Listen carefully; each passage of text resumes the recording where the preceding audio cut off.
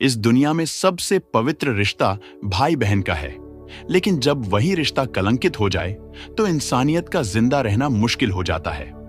दरअसल एक लड़की जिस चचेरे भाई पर सबसे ज्यादा भरोसा करती थी, उसी भाई ने रिश्तों में भरोसे की धज्जियां उड़ा दी। एक दिन जब वह गहरी नींद में सो रही थी तो उस दरिंदे भाई की नीयत बिगड़ी।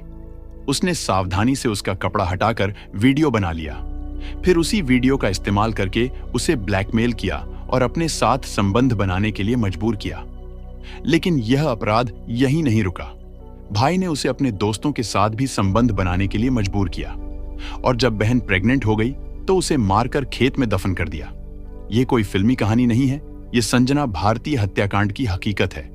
इस वीडियो को आप अंत तक जरूर देखिए और यदि आपको लगे कि सच में जो हुआ है वह मानव जाति के लिए शर्म की बात है और उस बेटी को न्याय मिलना चाहिए, तो इस वीडियो को लाइक और शेयर जरूर कीजिए। वीडियो को आगे बढ़ाने से पहले यह छोटी सी क्लिप ध्यान से देखिए। गैंग के साथ दीदी को मार के फेंक दिया। वो पुलिस वालों को, दोनों पुलिस वालों को हटाइए, उसको लाइए, वो लड़का को चलाइए, नहीं तो हम मेरा चचेरा भाई लगता है। चचेरा भाई लगता है। हम लोग हमेशा सोचते थे अपना भाई है।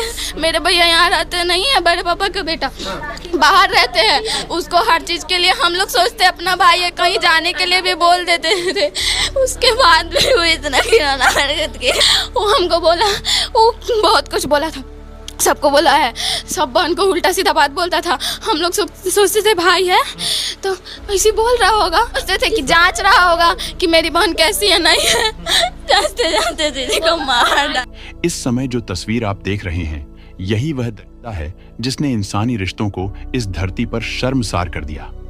नाम है रूपेश, लेकिन इसके काम सुनकर आज शैतान भी शर्मिंदा हो गया है।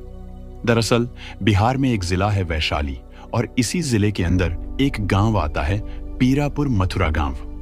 यहीं पर संजना अपने परिवार के साथ रहती थी। परिवार में माँ बाप और एक बहन है। संजना का कोई सगा भाई नहीं था। संजना सीधी सादी लड़की थी जो अपने काम से मतलब रखती थी। वह जितनी खूबसूरत थी उससे कहीं ज्यादा मेहनती थी। वह इस समय ग्रेजुएशन कर रही थी। उसका सपना था कि पढ़ लिख कर अपने माँ बाप का सहारा बने। भाई नहीं है तो क्या हुआ, बशर्ते वह बहुत अच्छी थी, लेकिन उसमें कुछ कमियां भी थीं जो आगे चलकर इस दर्दनाक और शर्मसार करने वाली घटना का कारण बनी। दरअसल कुछ बच्चे डब्बू किस्म के होते हैं जो बहुत कम बोलते हैं और यदि उनके साथ कुछ गलत भी हो जाए तो वे आवाज उठाने के बजाय चुप रहना ही सही मानते हैं। इनमें अधिकतर लड़कियां होती हैं। शायद आपने भी कभी न कभी यह बात महसूस की होगी। यदि आपका भी कुछ ऐसा अनुभव है तो कमेंट में जरूर शेयर करें और यह भी बताने की कोशिश करें कि ऐसी परिस्थितियों के लिए जिम्मेदार कौन है। मैं भी आपसे एक बात साझा करना चाहता हूं, चाहे लड़का हो या लड़की, अगर कभी आपके सामने ऐसे हालात बने तो चुप मत रहिए। डर कर चुप रहना अपराधियों को बढ़ावा देता है। अगर आप सीधे सामने कुछ नहीं बता सकते तो परिवार को लिखकर जरूर बताइए। घर में बहुत सी जगह होती हैं जहां आप यह लिखकर रख सकते हैं जिससे परिवार की नजर पड़े। याद रखिए, आपकी आवाज मायने रखती है और अपनी सुरक्षा के लिए कदम उठाना आपका अधिकार है। डरें मत, मदद लेने में कभी देर मत करें। खैर, संजना ऐसी ही लड़की थी। अब आते हैं रूपेश पर। वैसे भी रूपेश इनके चाचा का लड़का था, इसलिए उसके आने जाने पर कोई रोक टोक नहीं थी। और फिर संजना का कोई सगा भाई भी नहीं था, इसलिए ये लोग आपस में और भी घुले मिले थे। दोनों बहनें हर रक्षाबंधन पर इसे राखी बांधती थीं। करीब 3 साल पहले की बात है। एक दिन घर में अकेली संजना सो रही थी। गर्मी का मौसम था, वह गहरी नींद में थी। तभी होता यह है कि रूपेश वहां पहुंचता है और देखता है कि संजना के शरीर के कुछ हिस्से खुले हुए थे, शायद गर्मी की वजह से।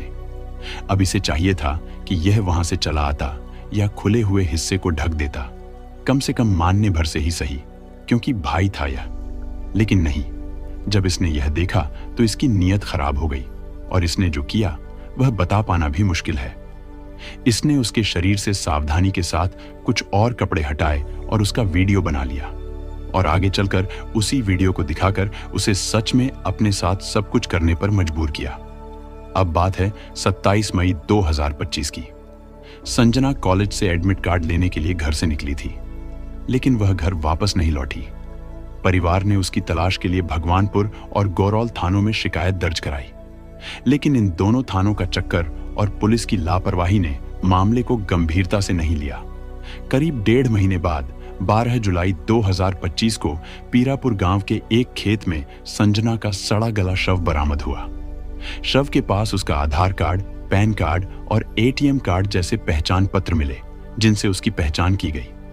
जब जांच हुई तो कॉल डिटेल रिकॉर्ड यानी सीडीआर और लोकेशन से शक रुपेश पर गया। शक तब और गहरा हो गया जब पुलिस पूछताछ करने उसके घर गई, लेकिन वह फरार मिला। लोकल मीडिया के प्रेशर के बाद पुलिस हरकत में आई और आरोपी रुपेश के घर पर कुर्की जब्ती की कार्रवाई की गई, लेकिन तब भी वह फरार रहा। बाद में 20 अगस्त 2025 को पुलिस ने उसे हाजीपुर के न्यू गंडक पुल से गिरफ्तार किया। उसने अपना जुर्म कबूल किया और सारी कहानी बताई, और फिर पुलिस ने उसे न्यायिक हिरासत में जेल भेज दिया था। यह घटना इतनी निंदनीय है कि इसे विस्तार से सुनाना भी मुश्किल है, लेकिन आप सबसे गुजारिश है कि इस वीडियो को ज्यादा से ज्यादा शेयर करें ताकि इस बेटी को न्याय मिल सके, और अगर हो सके तो इस चैनल को सब्सक्राइब भी जरूर करें, क्योंकि यह बिल्कुल नया चैनल है। जब यह परिवार बढ़ेगा तभी हम सब मिलकर अपनी आवाज बुलंद कर पाएंगे। इस चैनल पर हम आपको ऐसी सच्ची कहानियां भी सुनाएंगे जो समाज को जागरूक करने में मदद करेंगी और आपको सोचने पर मजबूर करेंगी। इसलिए आपसे निवेदन है कि अपना साथ और सहयोग बनाए रखें। जय हिंद।